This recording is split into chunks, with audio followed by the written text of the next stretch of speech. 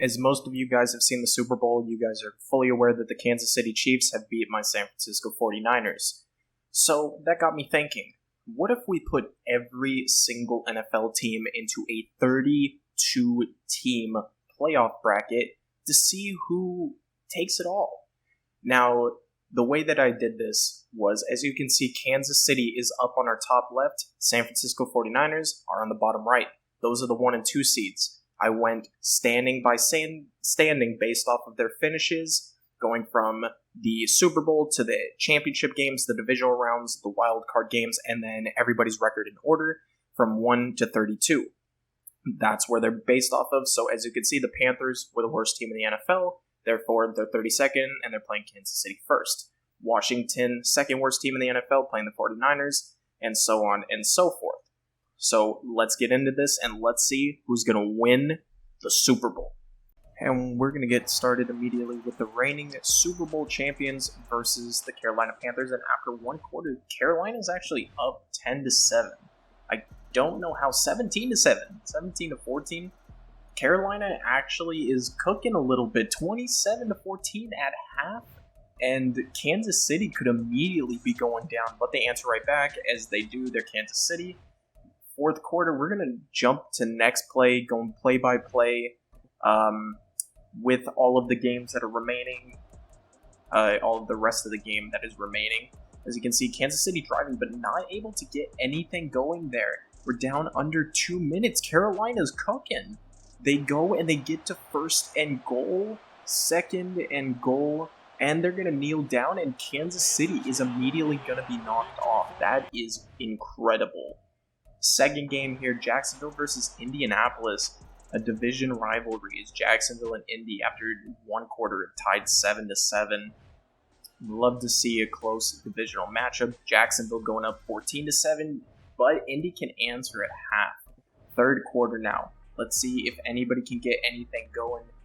Doesn't seem like it as we jump into the play-by-play for both teams. And Indy goes up by 3 at the start of the fourth, but Jacksonville answers right back and goes up 21-17.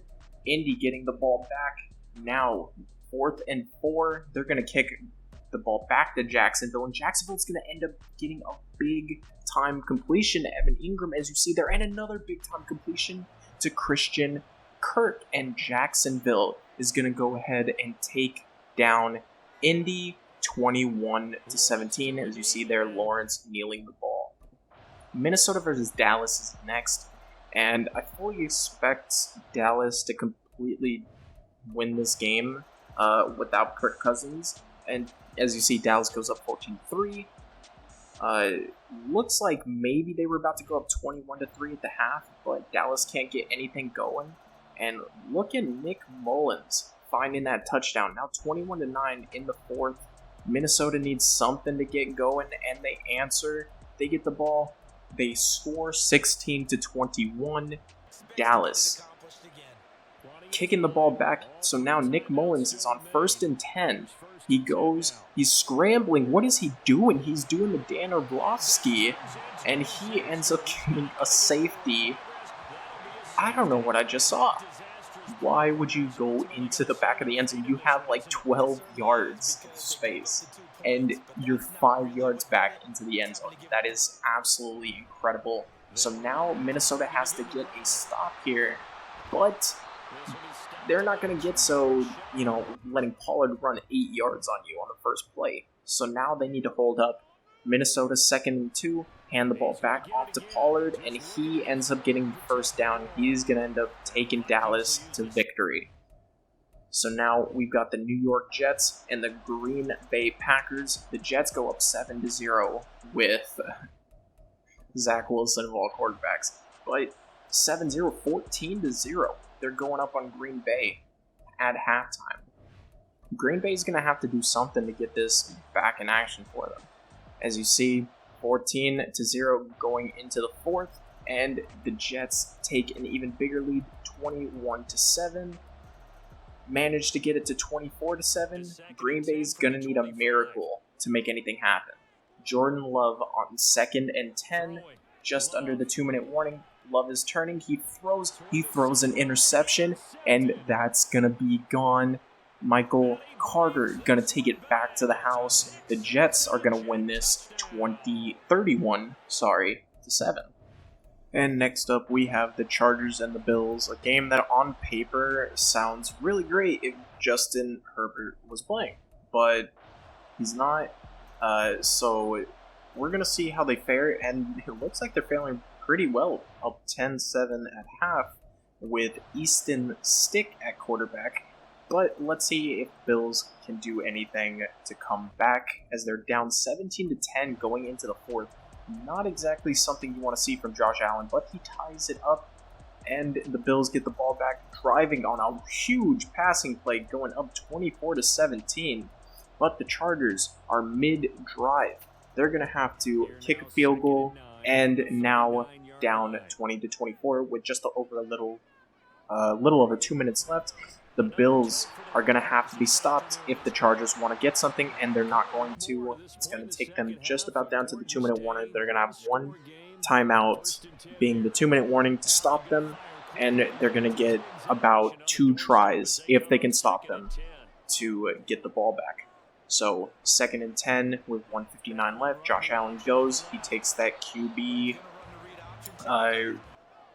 snake, I guess, third up 4 yards, 3rd and 6, and he manages to find Gabe Davis up the inseam for a first down. So the Bills are going to win that. Miami and Las Vegas up next. Miami should pretty handedly win this, considering the troubles at the Raiders' quarterback position, being Aiden O'Connell. They're tied 10-10 though, up 17-10 going into the half. Tyreek and Tua got to figure something out here in the second half, as Vegas now up 19-17 as Miami collapsed back.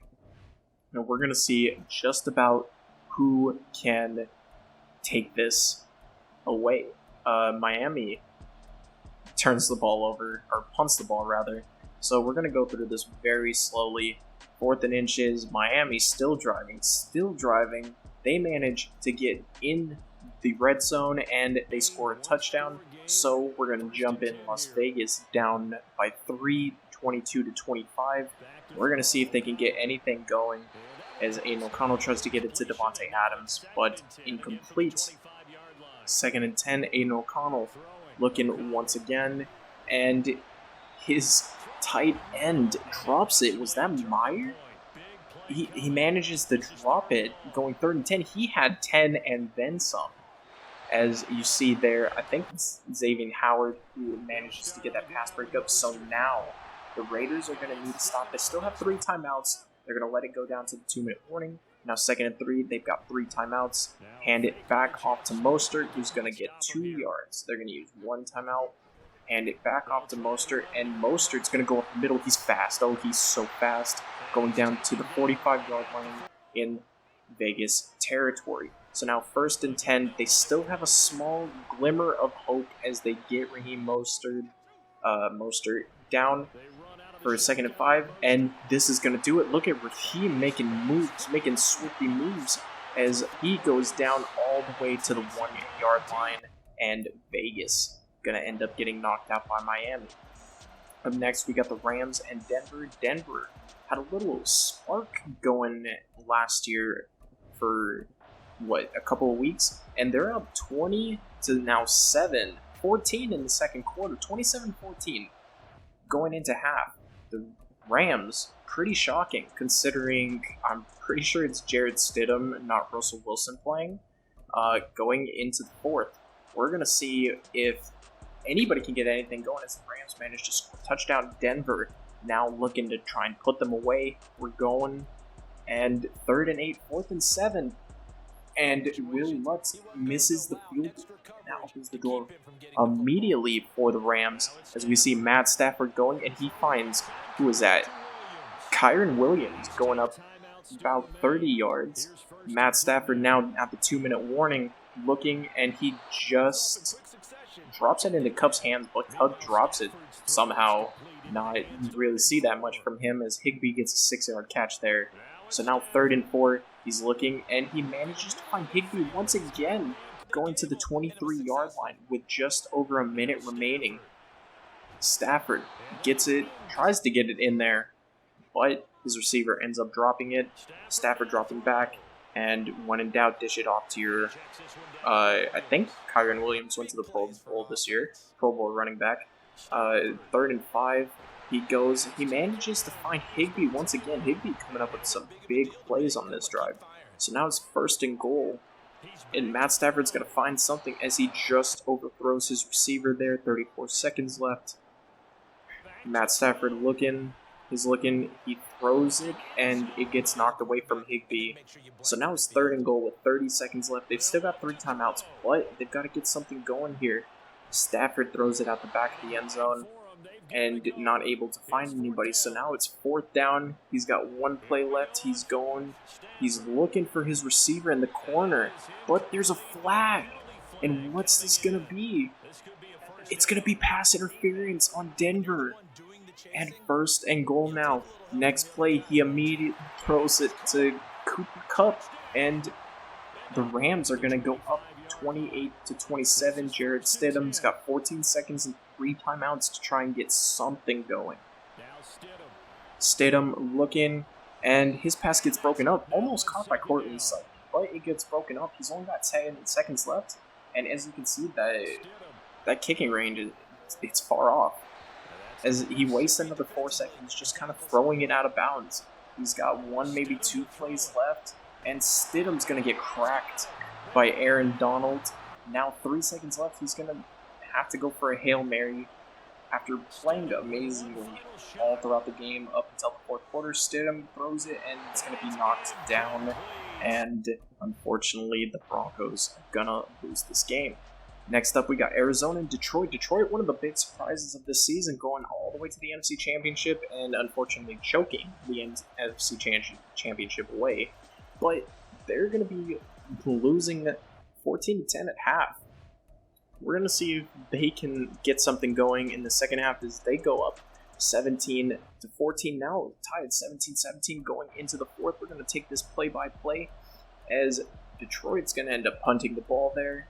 But they get a turnover. They're going to go up 24-17. We're going to see if Arizona can do anything. They're not going to be able to. They're going to end up punting the ball. Detroit now 3rd and 4, 4th and 4. They're going to have to punt it back to Arizona. So now Arizona's got a minute and a half to work with to try and get a touchdown to tie this game.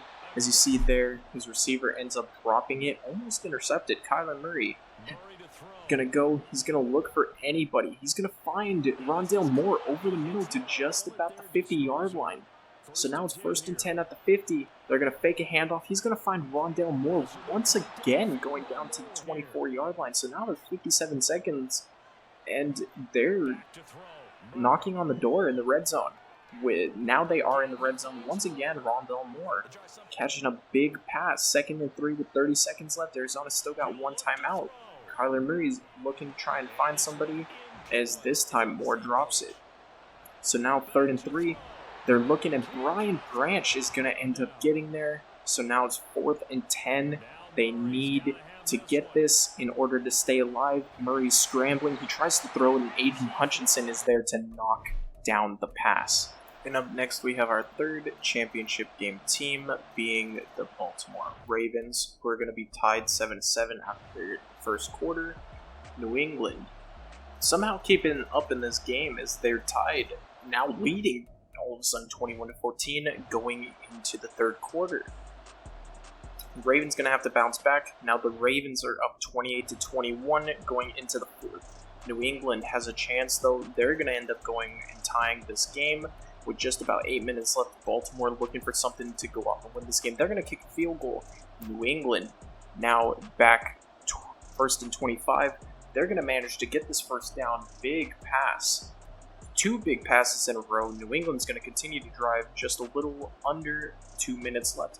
1st and goal. They're going to end up getting this touchdown. They're going to go up 35-31. Lamar has like a minute and a half to go and drive his team down for at least a touchdown, as the first pass missed the mark. He's going to end up finding Zay Flowers on the second pass, though. Going to end up getting that first down. A little less than a minute left. Lamar's going. He's looking once again for another receiver. He finds his running back for 5 yards. And Lamar seems to have this problem in all of the PI games. He just throws it really short. But this time he seems to find Mark Andrews slowly but surely getting there as Zay Flowers once again makes a big pass to the 36-yard line. Baltimore still got one timeout, but they've only got 15 seconds. Lamar is going to end up finding Zay Flowers. No, not Zay Flowers, sorry. Justice Hill down to the 9-yard line with 11 seconds left. No timeouts, though. And let's see what Lamar can do. He ends up throwing it out the back of the end zone, wasting about 4 seconds. Second and goal with 7 seconds left. Once again, Lamar is throwing. Can't get it on the mark. So now it's third and goal with 3 seconds left in the game. Let's see what Lamar can do. They're going to go ahead and blitz it. He's going to throw it out the back of the end zone. New England going to come up with the second biggest upside here, as Seattle goes ahead and goes into Pittsburgh to play the Steelers. Going to be down 3-0 to the Steelers, 10-0, 17-0, 17-7 at the end of the half. And it seems like the Steelers are going to have this one possibly wrapped up in the bag, 24-7 going into the fourth. Now Seattle's only down by 10. They managed to pick up a crucial third down there.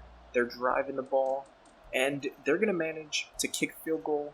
Touchdown, sorry. They're going to get a touchdown to go down by 3 with 2:36 left.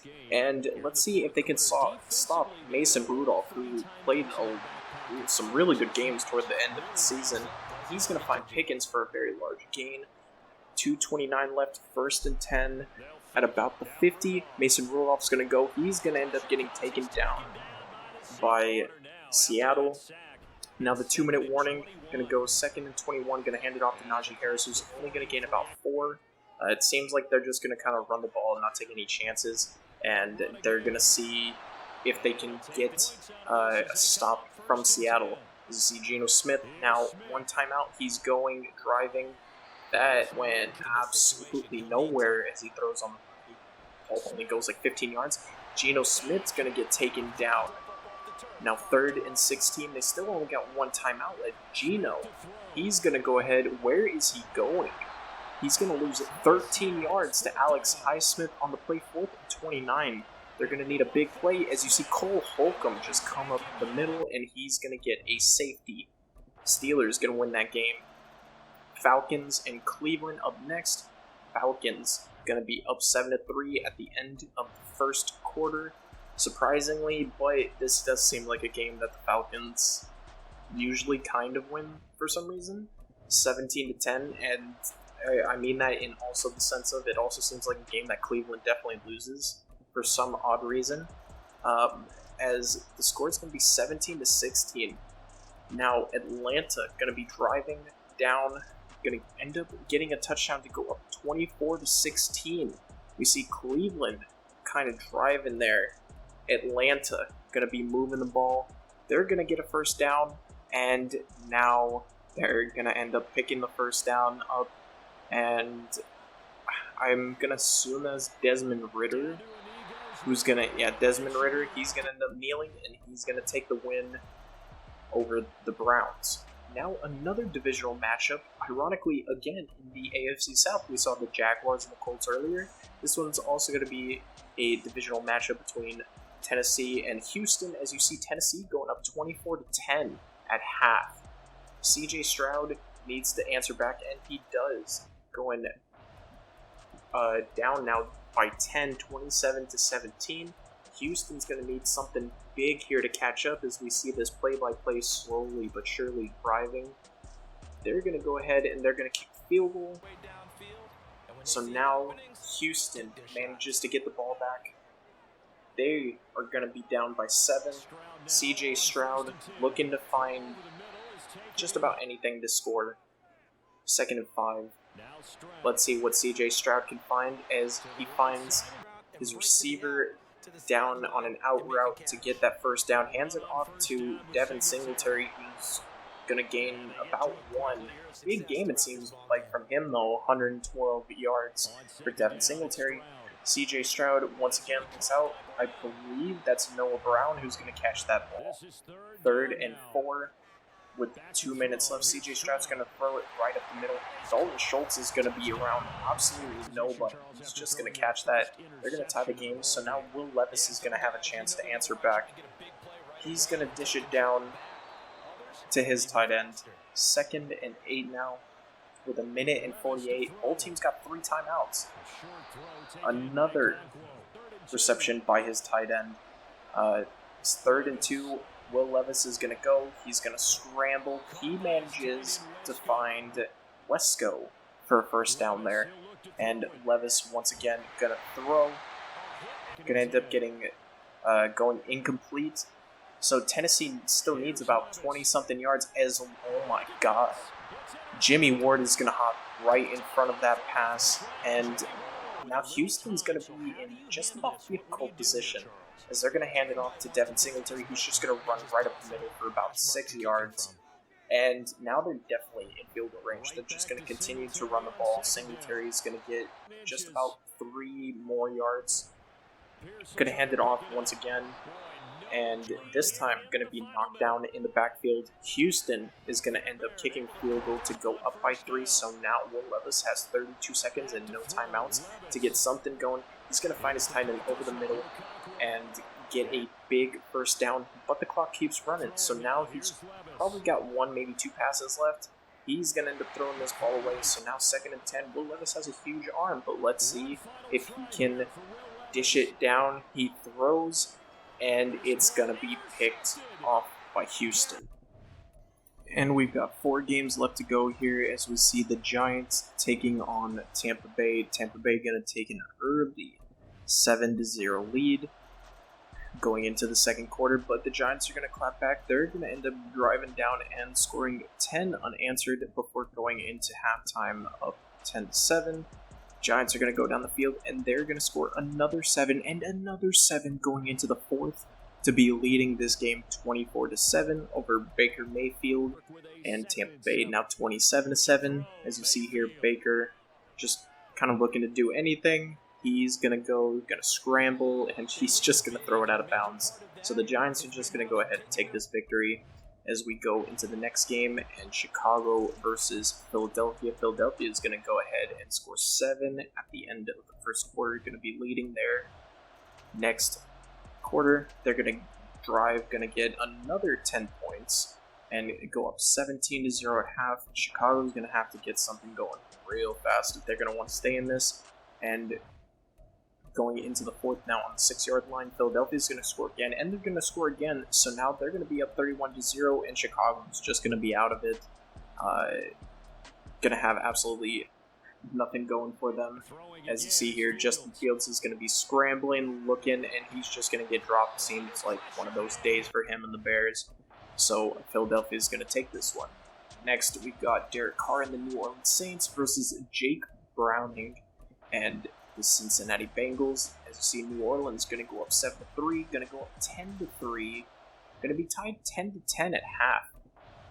Interesting game. Jake Browning definitely had his moments. New Orleans going to go 13-10, but it's going to be answered back real quick by Cincinnati, who's going to go up 17-13, and they're going to answer in the fourth quarter again, going 24-13. And it seems like they're just going to go ahead and take this. They're going to let Mixon just kind of run the clock out, and the Bengals are just going to take this dub, walk away, and we're going to go right into San Francisco versus Washington. San Francisco should have this, but the Chiefs have already beaten, and so have the Ravens, so you never know. But they're up 21-10 at half. San Francisco, Super Bowl team. It should be fairly easy for them, but Washington's now pretty much knocking on the doorstep. 21-13. San Francisco going to get a turnover, going to go back. They're going to answer, get 7 points. Washington looking to stay in the game. They're going to go ahead, going to have first and goal just about, and they're going to find a touchdown. Now only down by 8, San Francisco's got to keep them away as McCaffrey goes, splits their defenders, ends up getting a first down, but Washington's still in and they've still got some timeouts. So now 1st and 10, what are they going to do? They're going to hand it off to Christian McCaffrey again, and he's going to find another huge gain.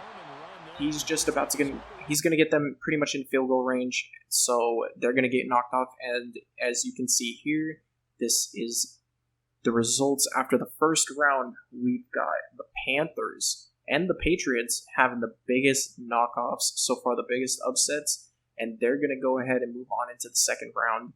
So we have the Panthers and the Jaguars, the Cowboys and the Jets, the Bills and the Dolphins, Rams and Lions rematch from the playoffs, Patriots and Steelers, Falcons and Texans, Giants and Eagles, another divisional matchup, and the 49ers and the Bengals going into round 2. And going into round 2 here, we have Carolina losing to Jacksonville 3-7. Jacksonville trying to go down and go up by more than a score, but unable to do so, turned away. Carolina now still losing 3-7. Jacksonville, we're going to take this play-by-play. They're going to get a big first down. Another first down. They are currently driving, getting big conversions when they can, and ultimately settling for a field goal here to be up 10-3. Now Carolina has... They need to stop Jacksonville as they are trying to get the ball back here. 3rd and 12, and we're going to see Travis Etienne. He's going to go over the outside. He's going to end up getting that first down, and that is going to seal the game as Travis Etienne once again up the middle, but only able to get 9 yards. Still going to end up winning this game as we get into the next one, Dallas versus the Jets. I think Dallas should easily win this. They have by far the better team, but the Jets are going to tie it up and immediately go down by 7 and another 7 just before halftime to go down by 14. But they go, and each of them go down and score a touchdown. Dallas going to go 35-14 over the Jets, and the Jets turning the ball over should just about do it there as Dallas goes up 42-14. Unfortunately for the Jets going to jet, and Dallas, with just the better roster overall, are going to take this as Pollard goes here for about 15 yards. And we have a divisional matchup once again in the AFC East, actually week 18 matchup from this past season. Miami versus Buffalo, as Miami's going to go up by 7. Miami's going to go up 14-0. And it doesn't seem like Josh Allen's able to do all that much as they go down and they score 3, but Miami able to go right back and go up 24-3 now. Buffalo going to need something in order to come back down by 14 with just a little over 2 minutes left. Buffalo going to need a miracle now, down by 17. And after this play, Buffalo's just going to let the time kind of run out for some reason, and they ended up losing. And yet another kind of rematch, Detroit versus the Rams. Detroit obviously beating the Rams in the postseason this year, going up 10-3. The Rams going and scoring a field goal, now 10-6 at halftime. Rams really need to get something going. But Detroit's going to go down the field. They're going to score another 7. And it looks like the Rams are about to need a miracle here as Detroit goes up 24-6. And seemingly, after a big play, going to actually go down, score a touchdown, and only be down by 11. So they're going to need a stop here really quick as Aaron Donald goes, and he stops him for a loss.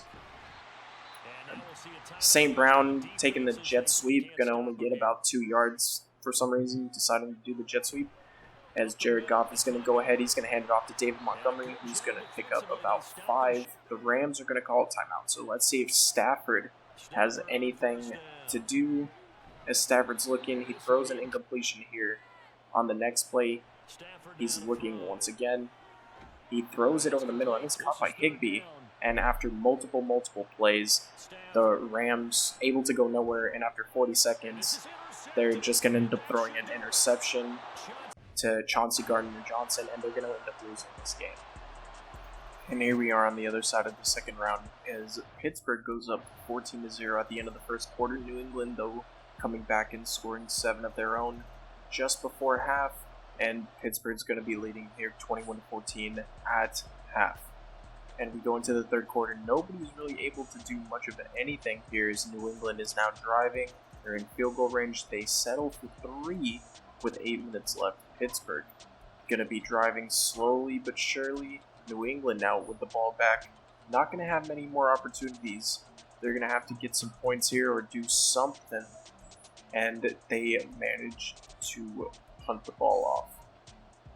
Pittsburgh now driving slowly, wasting some New England timeouts, getting a first down. And with 2 minutes left, they just barely need 1 first down in order to seal this game away as Najee Harris goes for 8 yards. And Pittsburgh takes a penalty, goes back by 5 for some reason, but on the very next play, Mason Rudolph finds George Pickens over the middle for a first down, and Pittsburgh going to end up winning this game. Up next, Atlanta versus Houston. Atlanta getting a really interesting win in the first round over Houston. Against Houston now. And Atlanta's going to go and they're going to score, but they're going to miss the extra point. But it doesn't matter, they're going to go up 21. Now tied 21-21. First play of the fourth quarter gets 28-21. And now getting another huge touchdown. Atlanta going to be up 35-21 as Houston is driving. They're going down. They're in the red zone and they turn the ball over because they needed a touchdown. Atlanta now going play for play. 4th and 7. We're going to hop in, see if Houston can do something here. CJ Stroud now at the 2-minute warning. He manages to find a first down to Noah Brown. Stroud going to get taken down here by Calais Campbell. Going to get knocked down, and they're not going to use any timeouts. So they're wasting a lot of clock here as Dalton Schultz gets found for a big gain to Atlanta's 39-yard line. CJ Stroud now looking, he's going to dump it off to Singletary, who's going to give about 8, and they're going to use another timeout. So CJ Stroud looking, finding, once again, Devin Singletary, but it's still not going to be enough. They're just wasting clock. We're down 27 seconds now. Stroud on the very next play, he's going to end up finding Tank Dell in the back of the end zone for a touchdown. And they're going to go for the onside kick, but Atlanta's going to pick it up and take this victory. Divisional matchup in the NFC East here now, as Philadelphia's going to go up 7-0 after the first quarter, but New York going to clap back with 17 unanswered points. And Philadelphia finds a touchdown, then a field goal, and the Giants find a touchdown, followed by another Philadelphia field goal. The Giants, surprisingly, are leading this game against Philadelphia. Let's see if they have anything left. And Philadelphia slowly but surely driving down, going to 2nd and goal, and they manage to find a touchdown. So now the Giants have just about 3 minutes to try and score something here. And the Giants, incomplete on first down. Daniel Jones gets taken down by Hassan Reddick on 2nd down to make it 3rd and 3. So now Daniel Jones has to make a big play here. Not really known for doing as such, as he manages to find Darren Waller for a very minimal gain on 3rd down. 4th and 6, they need something, they need a first down, and he might as well just throw it to the other team. So now Philadelphia has the ball. They had just about 3 plays to run the clock out. The Giants still have 2 timeouts, but they're going to end up getting down to 4th down. DeAndre Swift's going to end up waltzing his way right into the end zone to take this game. So now, since Cincinnati and San Francisco, 2 former Super Bowl games right here. San Francisco goes up 10-7, 17-7, and Cincinnati and Jake Brown clapping back just before half, and at the end of the 4th, San Francisco is now going to be losing 28-24. San Francisco continuing to drive with 7 minutes left, trying to find anything to take the lead here, and they managed to do so, going up 31-28. So now Cincinnati's got the ball back, 22nd and 17. They're going to get a 4th down. They're going to end up punting it, and Chidobe Awuzie going to manage to get an interception here against the 49ers.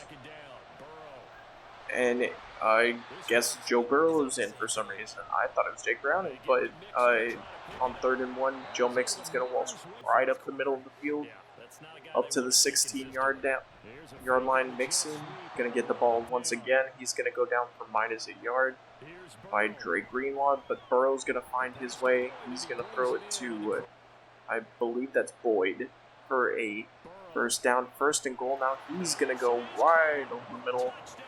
He's going to find his tight end for a touchdown, so now the 49ers are going to be down by 4 with 30 seconds left. Brock Purdy trying to find anybody. He finds Ayuk for 8.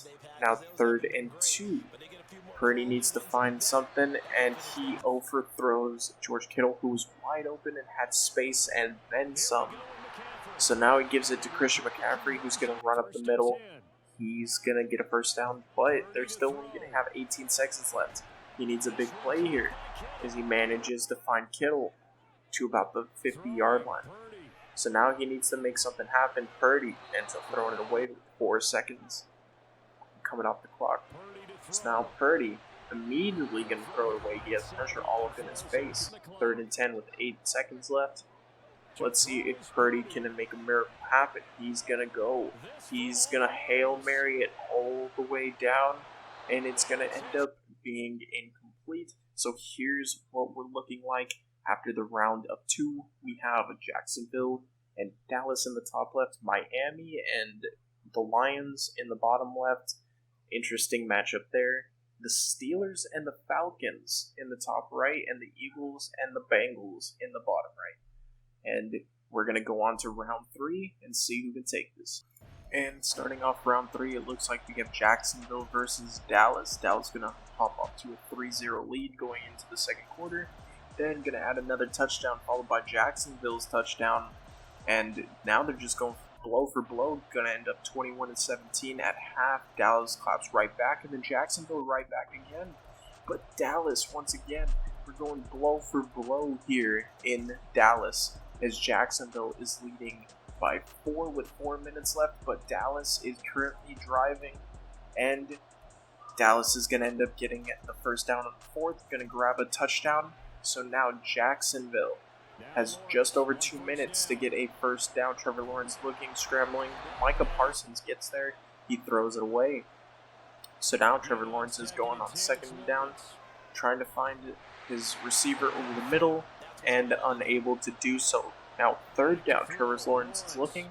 He finds Ridley, who's wide open, and Ridley doing what Ridley does this year, and he just drops the ball. Trevor Lawrence now scrambling, 4th down. He ends up throwing way short of his receiver. Dallas is going to end up getting the ball back. Going to need just about 1 first down to get this done. Jacksonville is going to take their first time out. Pollard's going to go for 9 as Pollard gets the ball again. He's going to grab that first down. And on 4th and inches with time running down, Pollard's just going to end up grabbing the first down and sealing the deal for Dallas. Up next, we have Miami and Detroit. 2 teams that I'm sure a lot of people would love to see be winners here soon in the actual NFL. As Miami's going to be leading at 10-6 at half, 10-9 now going at the end of the 3rd quarter. Detroit's going to end up going and finding a touchdown, but they're going to miss the extra point. 2-point conversion to tie the game. Miami is going to go down and kick a field goal, be down 13-15. As Detroit is currently marching, gets stopped, and Miami's going to go. They got just about 2:20 left. Tua looking for his receivers after the 2-minute warning. Tua looking, he ends up throwing an interception. Wow. Detroit's going to end up getting a big interception.